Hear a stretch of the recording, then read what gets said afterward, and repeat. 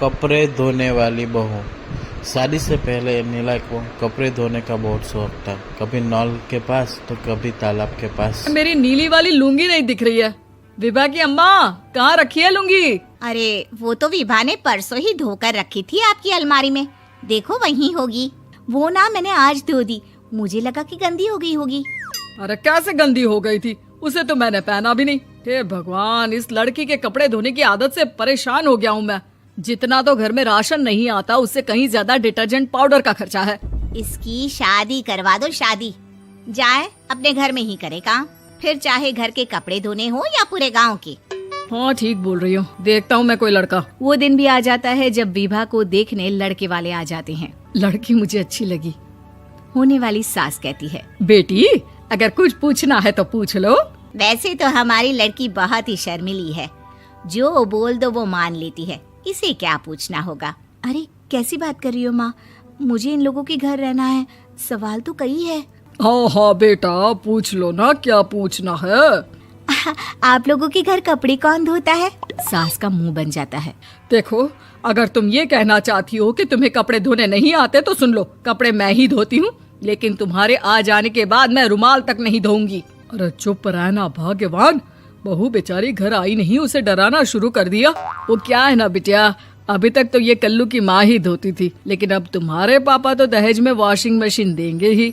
तभी विभा की माँ बोल पड़ती है, सवाल भी पूछा तो क्या। वैसे भाई साहब, मशीन की तो फिर भी कपड़े धोने की कैपेसिटी होती है। मतलब जो बिटिया दे रहे हैं ना विभा, इसे कपड़े धोने का बहुत शौक है। ये आप लोगों के क्या, आस पड़ोस गांव मोहल्ले सबके कपड़े धो दे और उफ तक ना करे। बाहर देखा नहीं आपने कितने कपड़े सूख रहे हैं? सब हमारी बिटिया ने ही तो धोए हैं। बस भी करो ना माँ, शर्म आ रही इतनी तारीफ सुनकर। और तो और एक दाग निकाल कर दिखाओ तो मान जाओ। हाँ अच्छा, माफ करना बेटा, मैंने गलत समझा। हमें तो रिश्ता बहुत पसंद है। और ऐसे जुड़ जाता है रिश्ता कपड़े धोने का शौक रखने वाली विभा का। उसकी शादी हो जाती है कोयला फैक्ट्री में काम करने वाले कल्लू के साथ। शादी के बाद अचानक विभा चिल्लाती हुई सास के पास आती है। सासू माँ, अरे सासू माँ कहाँ है आप? ये तो धोखा है, धोखा दिया आप लोगों ने मुझे। इसे ससुर के चक्कर के बारे में पता चल गया। अरे तो उसमें तुझे क्यों धोखा मिला है? अरे नल में पानी नहीं आता, कपड़े कैसे कब धुलेंगे? अच्छा, तू पानी नहीं आ रहा उसकी बात कर रही है। तो आपने क्या सोचा? कुछ नहीं। अच्छा, तेरी माँ ने कहा था कि कपड़े धोने का शौक है तुझे, याद आया मुझे। शौक बोलकर कपड़े धोने वाले मेरे जुनून को कम ना आके सासू माँ, कपड़ा धोना मेरा गुरूर है। तभी पति भी वहाँ आ जाता है। अभी मैंने इसे सनी देओल की फिल्म दिखाई है, उसी के डायलॉग मार रही है माँ। अच्छा सुन, साफ साफ बता रही हूँ, पानी सुबह 4 से 6 और शाम को 10 से 12 आता है, समझी? विभा टाइमिंग सुनकर हैरान हो जाती है। ये क्या भूतों का मोहल्ला है? सुबह 4 बजे उठकर कौन कपड़े धोता है? 4 बजे टंकी में पानी जाता है, फिर सारा दिन धोना ना, किसने मना किया?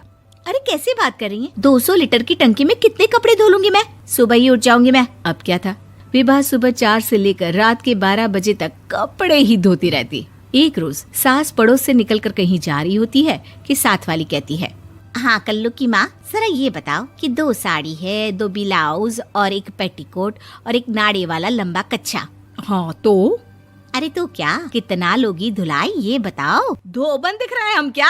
हमारे पति सरकारी नौकरी से अभी रिटायर हुए हैं और बेटा सुपरवाइजर है कोयला फैक्ट्री में। धोबन समझ रखा है हमें? हाय रे कल्लू की अम्मा, माफ कर दो, वो तो मोहल्ले में यही सब बता रहे थे कि तुमने बहू को कपड़ा धुलवाने के काम में लगा दिया है। सास को पड़ोसन की बात सुनकर गुस्सा आ जाता है। वो घर पहुंचती है जहां घर के बाहर ही इतने सारे कपड़े सूख रहे होते हैं जितने कि किसी धोबन के घर पर। अरे ओ कल्लू की दुल्हन, बाहर निकल। माँ जी यहीं आ जाओ, बाथरूम में चादर धो रहे हैं हम। अरे अभी हम धोते हैं, तुमको बाहर निकलो। ये आस पड़ोस वाले बोल रहे हैं कि हम बहू से कपड़े धुलवा कर उसे कपड़ा धोने वाली बना दिए हैं। अरे छोड़ो ना माँ जी, किन लोगों की बातों में आती हो? आस पास के लोगों का तो काम ही होता है कि वो किसी तरह सास बहू को लड़ा दे। बहू सारे घर के कपड़े धोती है, ये क्या कम है? बोलिए। सास को भी लग जाता है कि वो बहू का ये सनकीपन नहीं छुड़वा सकती, इससे अच्छा है कि खुद ही चुप हो जाए। एक रोज सास और बहू मंदिर जाते हैं, जहाँ सास की साड़ी वहाँ खड़ी भीख मांगने वाली से मिलती है। माँ जी क्या बात है, आपकी साड़ी उस भिखारन से कितनी मिल रही है ना? हाँ हाँ देखो तो, दोनों की साड़ी मिल रही है। क्या बात है कल्लू की अम्मा, तुम खुद को तो अफसर की बीवी बताती हो और ऐसी सिंपल सी प्लेन साड़ी पहनकर घूमती हो। सिंपल और प्लेन नहीं है ये साड़ी। तो क्या सोने के धागे से फूल बने हैं? कुछ भी सासू माँ, कुछ भी।